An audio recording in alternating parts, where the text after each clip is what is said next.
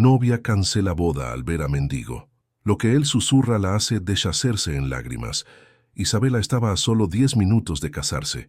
El vestido de encaje francés le había costado 400,000 pesos mexicanos, cada perla cosida a mano durante meses de trabajo artesanal. Sus dedos temblaban mientras ajustaba el velo de 3 metros que arrastraba por el piso de mármol de la sacristía. Afuera, 300 invitados aguardaban en la Catedral Metropolitana de la Ciudad de México, en el corazón de la colonia Polanco. Todo estaba perfecto, absolutamente todo, hasta que miró por la ventana lateral de la catedral y vio a aquel hombre, un mendigo sucio con la ropa rota, parado al otro lado de la calle, y algo dentro de ella simplemente se quebró. Su corazón se aceleró. Las manos comenzaron a sudar dentro de los guantes de seda. No era posible, no podía ser, pero aquellos ojos cafés que ella conocía tan bien, incluso escondidos bajo capas de suciedad y una barba desaliñada que le cubría media cara. Isabela sintió que el mundo giraba. Sus piernas débiles apenas la sostenían. El ramo de rosas blancas se resbaló de sus manos y cayó al suelo con un golpe sordo. Y si quieres descubrir cómo termina esta historia, no olvides suscribirte al canal y activar la campanita para recibir más historias emocionantes como esta. Ahora, déjame contarte desde el principio cómo Isabela llegó hasta este momento.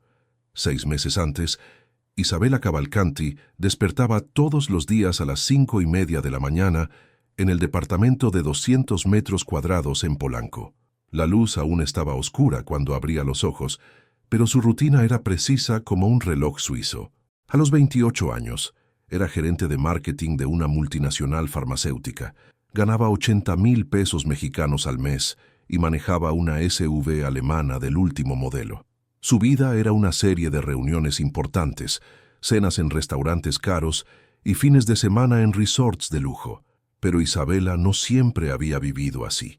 Nacida en Nezahualcóyotl, en la periferia del Estado de México, había crecido compartiendo un cuarto minúsculo con 3 hermanos menores. Su padre, José Roberto, trabajaba como velador de un edificio comercial en el centro, haciendo turnos dobles para mantener a la familia.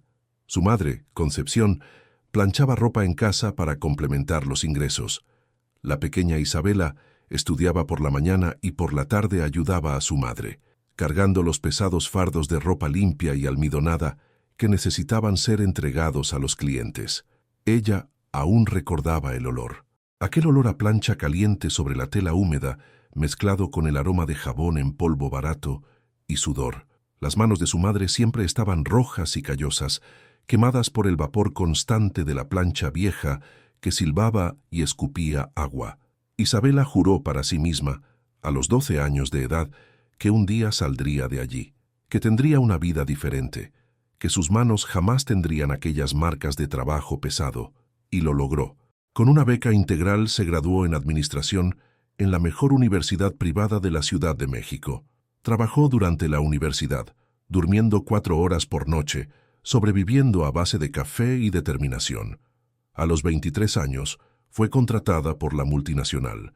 A los 25 ya era coordinadora. A los 27, gerente. Se mudó a Polanco, compró ropa de diseñador, comenzó a frecuentar el gimnasio más caro de la zona. Fue en una de esas cenas corporativas hace 2 años que conoció a Eduardo Sampaio Neto. Él tenía 35 años, era abogado fiscalista, socio de un bufete tradicional de abogados empresariales en Paseo de la Reforma. Venía de una familia antigua de la capital, con apellido conocido en los círculos de la élite. Alto, cabellos castaños siempre perfectamente cortados, traje a la medida, reloj suizo que costaba más que un coche popular. Eduardo era todo lo que Isabela imaginaba para su nueva vida. La primera vez que conversaron, él sonrió de lado mientras ella hablaba de sus estrategias de marketing digital.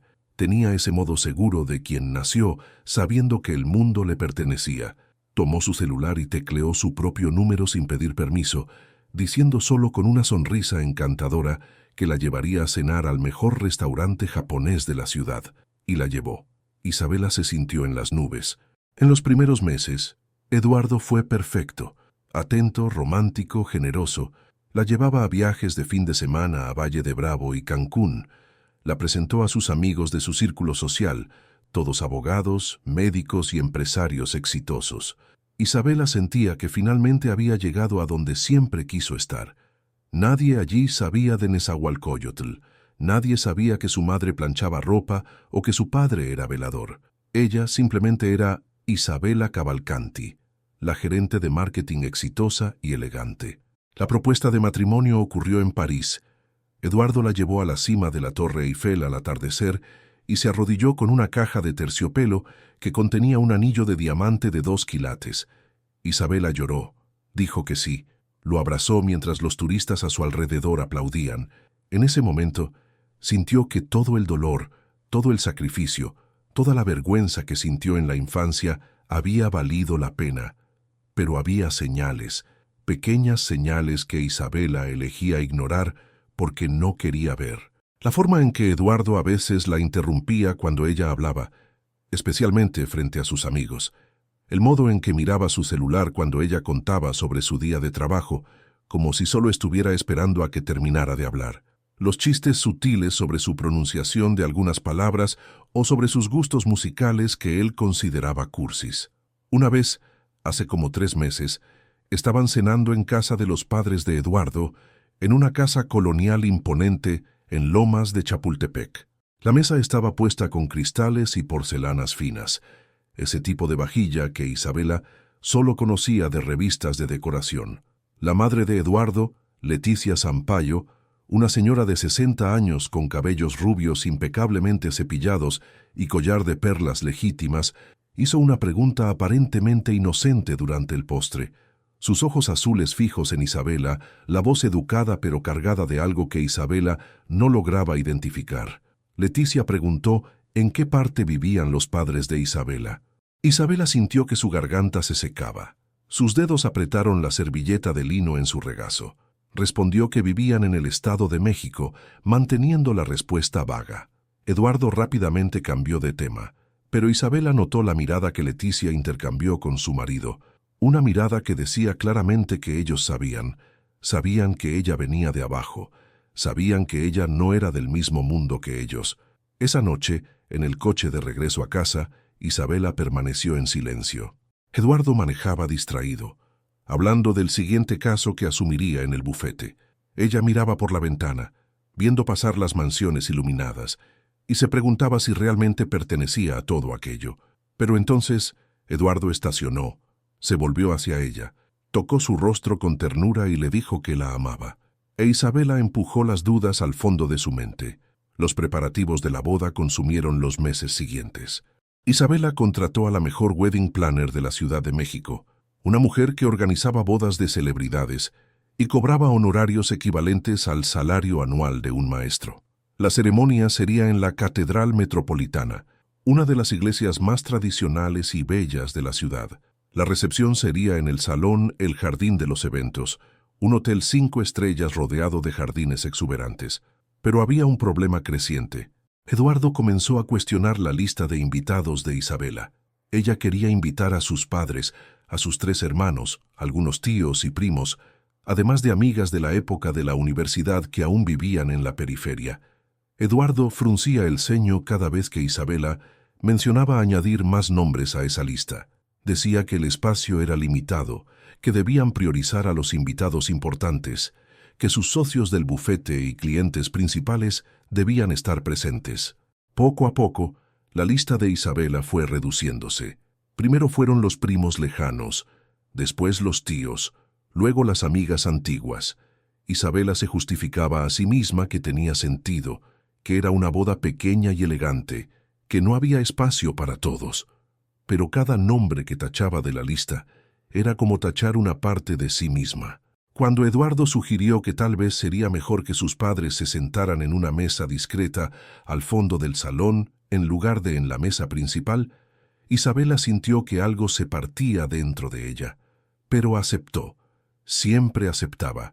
Sus padres, José Roberto y Concepción, estaban emocionados pero también claramente incómodos con todo aquel lujo. Cuando Isabela los llevó a conocer el lugar de la recepción, su madre se quedó boquiabierta, con las arañas de cristal y los jardines perfectamente recortados.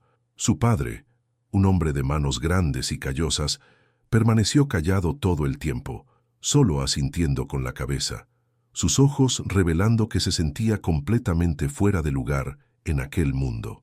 En la semana anterior a la boda, Isabela apenas dormía. Había 1000 detalles finales por confirmar. Las flores, la decoración, el menú de la cena, la lista final de música para la banda, los lugares marcados para cada invitado. Trabajaba durante el día en la empresa y por la noche resolvía asuntos de la boda, sobreviviendo a base de café fuerte y ansiolíticos recetados por el médico. Fue el jueves, 3 días antes de la boda, que algo extraño sucedió.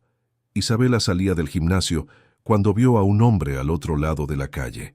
Estaba parado cerca de una parada de camión, con ropa gastada y apariencia de quien vivía en las calles.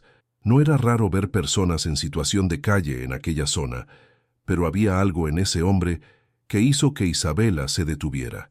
Él la estaba mirando.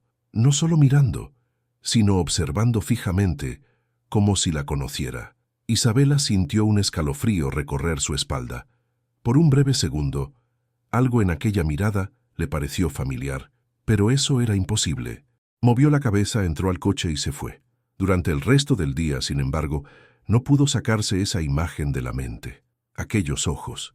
¿Por qué aquellos ojos le parecían tan familiares?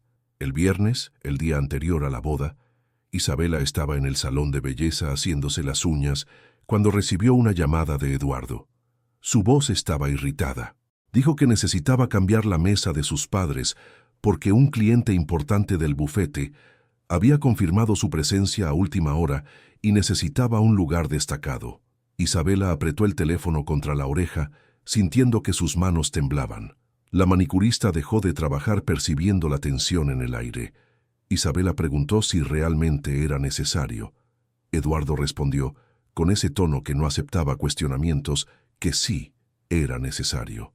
Se trataba de networking, de mantener relaciones profesionales importantes. Sus padres entenderían. Eran gente sencilla, no les importaría sentarse en una mesa más discreta. Isabela colgó el teléfono sintiendo que las lágrimas le quemaban los ojos, pero no permitió que cayeran. Tenía que mantener la compostura. Tenía que mantener todo perfecto. Esa noche, Isabela fue a cenar con Eduardo y algunos de sus amigos a un restaurante italiano caro. Todos bebían vino importado y reían fuerte, hablando de viajes internacionales e inversiones en el mercado financiero. Isabela sonreía en el momento adecuado. Asentía cuando se esperaba, pero se sentía cada vez más distante, como si estuviera viendo esa escena desde fuera de su propio cuerpo. Uno de los amigos de Eduardo, un abogado llamado Rafael, hizo un comentario sobre las personas que vivían de los programas sociales, que no querían trabajar y solo querían limosna. Los otros rieron y asintieron. Eduardo también rió. Isabela permaneció en silencio, recordando a su padre trabajando 16 horas al día, a su madre con las manos quemadas por la plancha, sin haberle pedido nunca nada a nadie más que el derecho a trabajar honestamente. Pero no dijo nada. Solo tomó otro sorbo de vino y forzó una sonrisa. Cuando regresaron a casa, ya pasaba de la medianoche. Eduardo la besó rápidamente y dijo que necesitaba revisar algunos documentos para un caso importante. Se sentó en el estudio con la laptop mientras Isabela se bañaba. Ella se quedó bajo la regadera por casi media hora, dejando que el agua caliente cayera sobre su cuerpo, sintiendo que el vapor llenaba el baño. Cuando finalmente salió, se envolvió en la toalla y miró su reflejo en el espejo empañado. ¿Quién era esa mujer que la miraba? ¿Todavía era Isabela de Nezahualcóyotl? ¿O era otra persona completamente diferente? Pero antes de continuar y descubrir el desenlace de esta historia emocionante, deja tu like aquí en el video, suscríbete al canal si aún no estás suscrito y activa la campanita para no perderte ninguna historia nueva. Cuéntame también, ¿crees que es posible olvidar completamente de dónde venimos? ¿Será que nuestros orígenes siempre nos alcanzan de alguna forma? Deja tu opinión en los comentarios. Y dime también desde qué ciudad estás viendo este video, que voy a marcar tu comentario con un corazón especial. Ahora sí, regresemos a nuestra historia. El sábado amaneció con un cielo azul perfecto. Isabela despertó a las 6 de la mañana. su corazón ya acelerado por la ansiedad del gran día. Eduardo había dormido en su departamento para mantener la tradición de no ver a la novia antes de la ceremonia. Ella estaba sola, y ese silencio debería ser paz, pero parecía opresor. Tomó un té de manzanilla intentando calmar los nervios. No pudo comer nada. A las 7, el equipo de belleza llegó al departamento, 3 profesionales cargando maletas enormes de maquillaje, herramientas para el cabello y productos de belleza. Isabela se sentó en la silla y dejó que trabajaran en ella como si fuera una muñeca. Aplicaron base, contorno, sombra, pestañas postizas. Hicieron ondas perfectas en su cabello castaño, sujetándolo en un peinado elaborado que tardó casi 2 horas en terminarse. A las 10 de la mañana, su madre, Concepción, llegó al departamento. Llevaba un vestido azul marino simple, pero bonito, que Isabela le había comprado. Su cabello estaba arreglado en un salón de barrio, no tan sofisticado como el peinado de Isabela, pero se veía bonita. Cuando vio a su hija con el vestido de novia, los ojos de Concepción se llenaron de lágrimas. Se cubrió la boca con las manos, intentando no llorar y arruinar el maquillaje. Concepción se acercó, sus pasos vacilantes sobre el piso de madera clara. Tocó el rostro de Isabela con delicadeza, como si tuviera miedo de arruinar el maquillaje perfecto.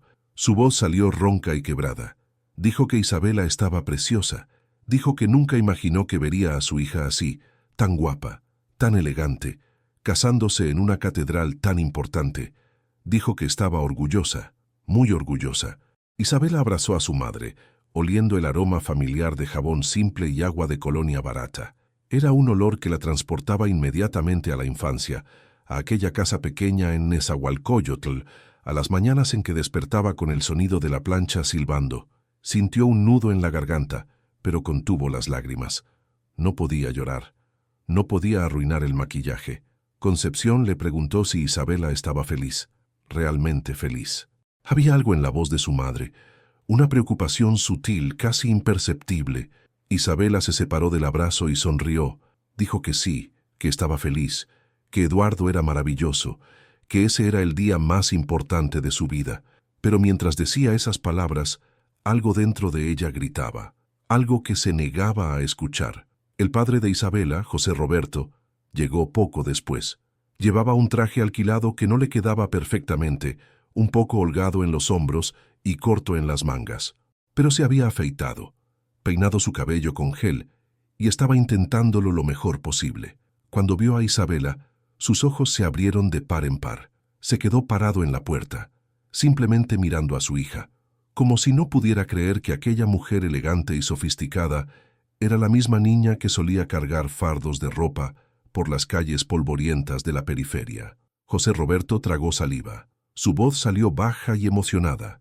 Dijo que Isabela parecía una princesa. Dijo que él y Concepción siempre supieron que ella era especial, que llegaría lejos, que se merecía todo lo bueno que la vida pudiera ofrecer. Dijo que estaba feliz de que hubiera encontrado a un buen hombre, un hombre que podía darle todo lo que él nunca pudo dar. Esas palabras le atravesaron el corazón a Isabela como cuchillos. Miró a su padre, a aquel hombre de 63 años que había trabajado cada día de su vida adulta sin quejarse, que había sacrificado sus propios sueños para que sus hijos tuvieran una mejor oportunidad, y sintió una vergüenza profunda y dolorosa, vergüenza por haberle pedido que se sentara en una mesa discreta al fondo del salón, vergüenza por haber tachado de la lista de invitados a familiares, vergüenza por estar intentando esconder de dónde venía. Pero no había tiempo para esos pensamientos. La limusina blanca ya estaba esperando. Era mediodía. La ceremonia comenzaría a las 15 horas y aún tenía la sesión de fotos preceremonia programada. Isabela tomó el ramo de rosas blancas importadas, cada flor perfecta como si estuviera hecha de cera. Bajó al estacionamiento del edificio, acompañada por sus padres y el equipo de belleza. El fotógrafo ya estaba allí, un hombre de 40 años con cámaras caras colgadas del cuello. Comenzó a tomar fotos inmediatamente, pidiéndole a Isabela que sonriera, que se volteara de lado, que mirara a la cámara, que mirara a lo lejos. Ella obedecía mecánicamente, sonriendo en el momento adecuado, volteando la cabeza en el ángulo perfecto. Pero su sonrisa no llegaba a sus ojos. La limusina recorrió las calles de la Ciudad de México hacia la catedral. Isabela miraba por la ventana polarizada, viendo pasar la ciudad. Rascacielos enormes, coches importados en las avenidas anchas, personas bien vestidas caminando apresuradas. Pero en una esquina, esperando en el semáforo, vio a una mujer con un niño en el regazo pidiendo limosna a los conductores. La mujer estaba delgada, con la ropa rota, el bebé llorando. Isabela miró esa escena y sintió algo revolverse en su estómago. Concepción, sentada a su lado, también vio a la mujer. Tocó el brazo de Isabela y susurró que gracias a Dios su hija nunca necesitaría pasar por eso. Gracias a Dios ella había estudiado, trabajado duro, y ahora se casaba con un hombre de recursos. Isabela asintió con la cabeza, pero no pudo responder. Llegaron a la catedral a la 1 de la tarde. La iglesia era imponente, con sus torres altas, vitrales de colores y arquitectura neoclásica. Los equipos de decoración ya estaban en el lugar, terminando los arreglos de flores blancas y velas enormes que bordeaban el pasillo central. Todo estaba perfecto, absolutamente perfecto.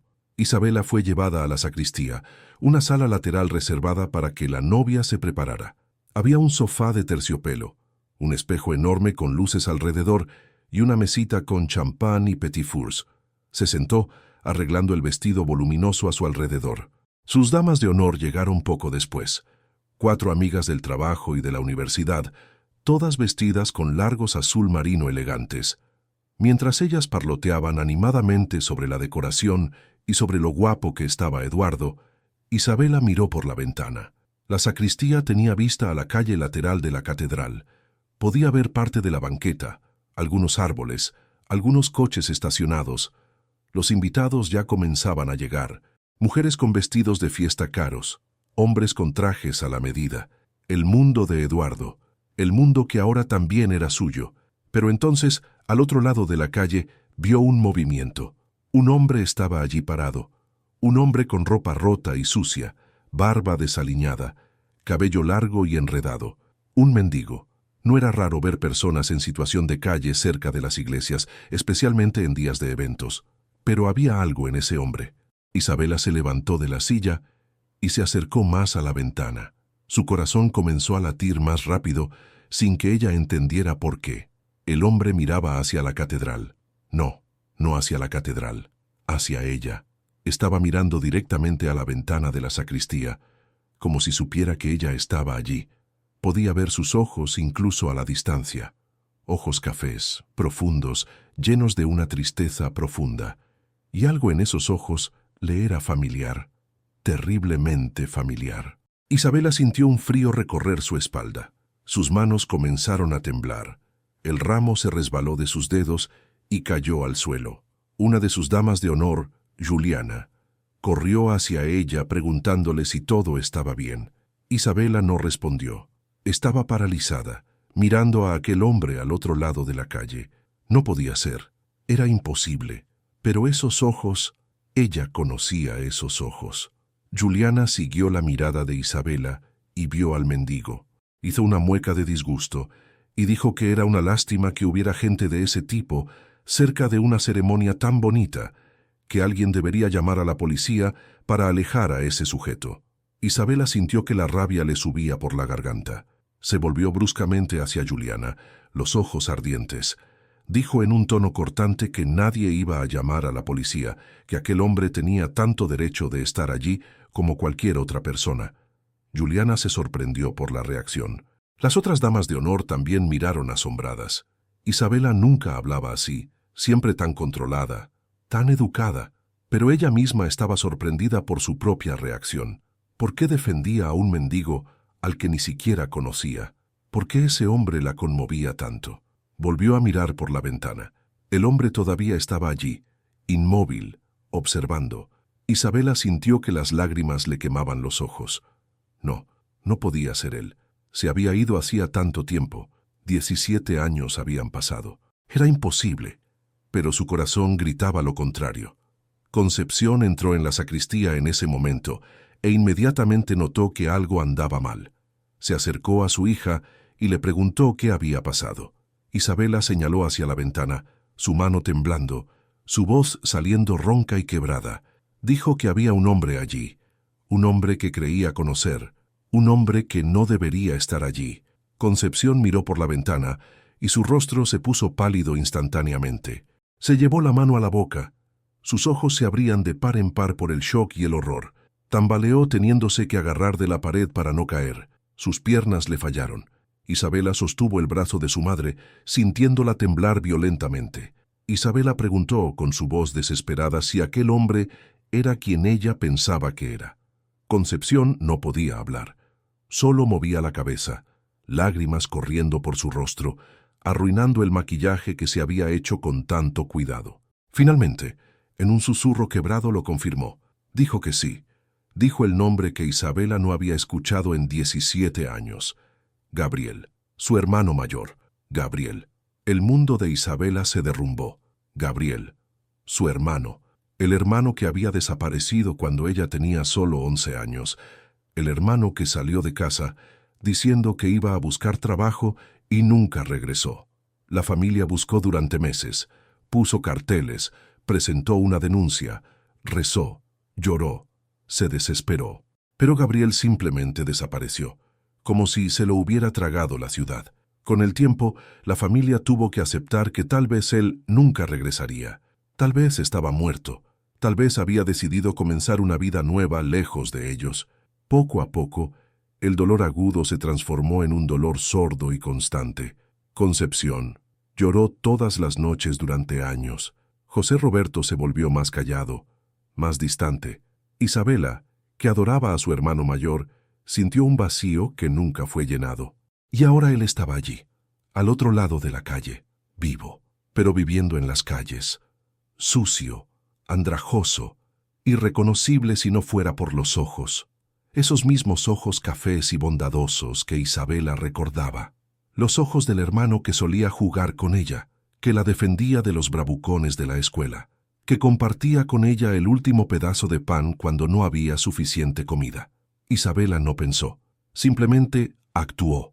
Levantó la falda del vestido de novia y corrió. Corrió por la sacristía. Atravesó el pasillo lateral de la catedral. Empujó la pesada puerta de madera y salió a la calle. Sus damas de honor gritaron detrás de ella, pero no se detuvo. Sus zapatos de tacón alto golpeaban el asfalto. El velo de 3 metros arrastraba por la banqueta, recogiendo suciedad y polvo. Gabriel la vio corriendo hacia él y su rostro se contorsionó en una mezcla de emociones imposible de describir. Miedo, vergüenza, amor, dolor, todo al mismo tiempo. Dio un paso atrás como si quisiera huir, pero sus piernas no le obedecieron. Se quedó allí, parado, mientras su hermana cruzaba la calle corriendo, el vestido blanco volando a su alrededor como alas. Isabela se detuvo a menos de 1 metro de él. Ahora que estaba tan cerca, podía ver todos los detalles. La piel quemada por el sol y marcada con cicatrices, la barba sucia y enredada, la ropa que era poco más que harapos, el olor fuerte de un cuerpo que no se había lavado en semanas, las manos temblorosas de alguien que probablemente luchaba contra la adicción. Pero eran los ojos eran los mismos. Su voz salió quebrada, apenas pudiendo formar las palabras. Dijo su nombre, Gabriel. Le preguntó si era realmente él, si estaba vivo, dónde había estado todos esos años, por qué nunca había vuelto a casa, por qué los había abandonado. Gabriel no respondió por un largo momento. Solo miraba a su hermana, a aquella mujer hermosa y elegante, con un vestido de novia carísimo, tan diferente de la niña delgada y vivaz que había dejado atrás hacía 17 años. Las lágrimas comenzaron a correr por su rostro sucio, dejando rastros limpios en sus mejillas. Finalmente, abrió la boca. Su voz estaba ronca, quebrada, como si no la hubiera usado en mucho tiempo. Dijo que sí, que era él. Dijo que nunca quiso irse. Dijo que ese día, hacía 17 años, fue a buscar trabajo y terminó en el lugar equivocado, a la hora equivocada. Lo confundieron con otra persona. Lo arrestaron injustamente por un robo que no cometió. Pasó 3 años en la cárcel.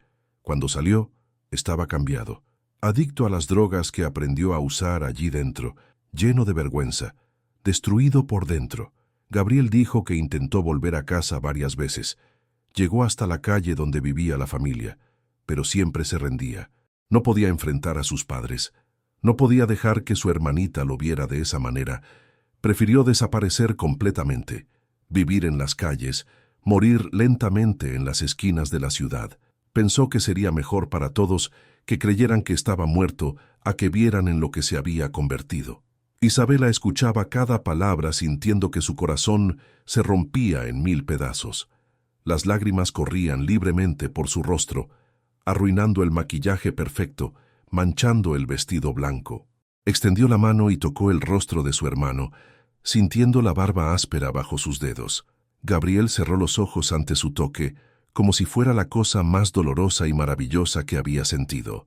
Susurró que la había estado observando desde hacía algunos días.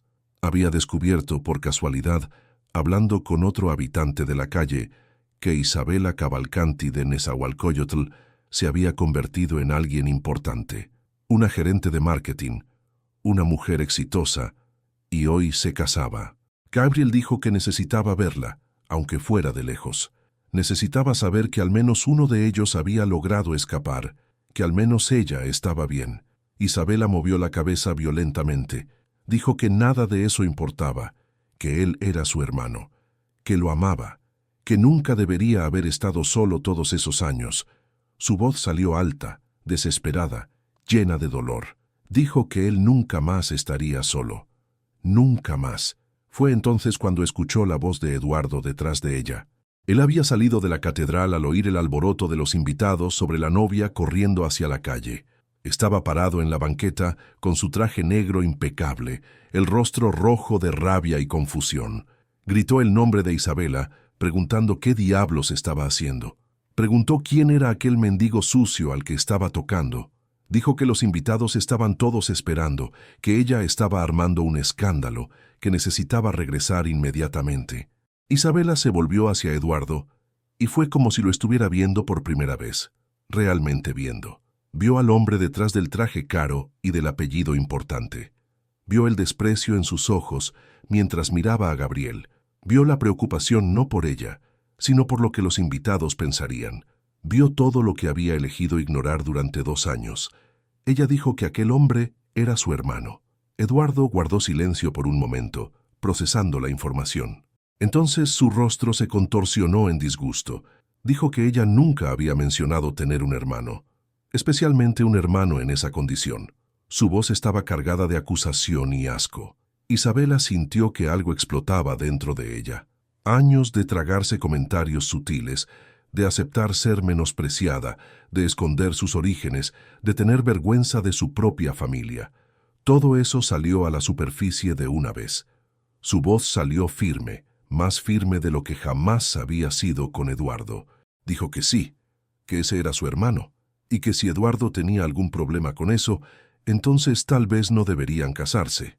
Eduardo dio un paso atrás, como si le hubieran dado una bofetada. Dijo que estaba loca, que no podía hablar en serio, que estaban a punto de casarse, que había 300 personas en la catedral esperando. Isabela lo miró, luego miró a Gabriel, y se dio cuenta de que solo había una elección que hacer. Comenzó a quitarse el anillo de compromiso. Sus manos temblaban, pero estaba decidida. Le dijo a Eduardo que no podía casarse con él, no mientras él mirara a su hermano, a su familia, a sus orígenes con ese desprecio. Dijo que finalmente entendía que nunca sería realmente aceptada en ese mundo, que siempre sería la chica de Nezahualcóyotl que logró entrar al club, pero que nunca sería realmente parte de él. Eduardo intentó discutir. Dijo que estaba siendo dramática, que podrían resolver eso después de la ceremonia, que estaba tirando todo por la borda por un mendigo. Esa última palabra fue la gota que derramó el vaso.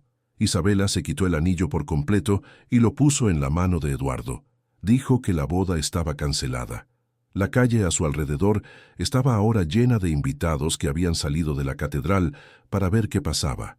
Susurros de shock recorrían la multitud. Las cámaras de los celulares comenzaron a grabar. Las damas de honor miraban horrorizadas. Los padres de Eduardo estaban lívidos, pero a Isabela no le importaba. Por primera vez en años no le importaba lo que esas personas pensaran. tomó la mano de Gabriel, esa mano sucia y temblorosa, y la sostuvo con fuerza. Dijo que se irían a casa, la verdadera casa, y que comenzarían de nuevo, que ella lo ayudaría a recuperarse, que la familia estaría reunida de nuevo. Concepción y José Roberto llegaron corriendo en ese momento. Cuando José Roberto vio a Gabriel, todo su rostro se derrumbó. Aquel hombre fuerte que había trabajado toda la vida sin quejarse, que nunca lloraba, cayó de rodillas en la banqueta y sollozó como un niño. Concepción se cubrió el rostro con las manos, todo su cuerpo temblando. Entonces ambos se abalanzaron sobre Gabriel, abrazándolo, y los tres cayeron al suelo. Un enredo de cuerpos llorando, riendo, sin poder creer que estaban juntos de nuevo. Isabela se arrodilló a su lado, sin importarle que su vestido de 400,000 pesos estuviera tocando el asfalto sucio. Abrazó a su hermano y a sus padres, sintiendo que algo dentro de ella se sanaba, una herida que ni siquiera sabía que tenía. La herida de tener vergüenza de quién era, de dónde venía, de las personas que la criaron. Eduardo todavía estaba allí, sosteniendo el anillo, pareciendo completamente perdido. Gritó una última vez que Isabela estaba cometiendo un error enorme, que se arrepentiría, que estaba desaprovechando la mejor oportunidad de su vida. Isabela se levantó, todavía sosteniendo la mano de Gabriel, y miró a Eduardo por última vez.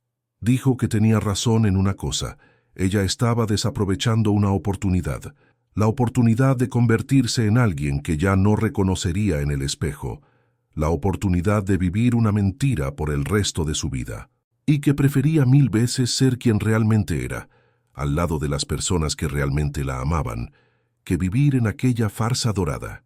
Comenta aquí abajo "justicia hecha", para que yo sepa que llegaste hasta el final de este video, y voy a marcar tu comentario con un corazón especial.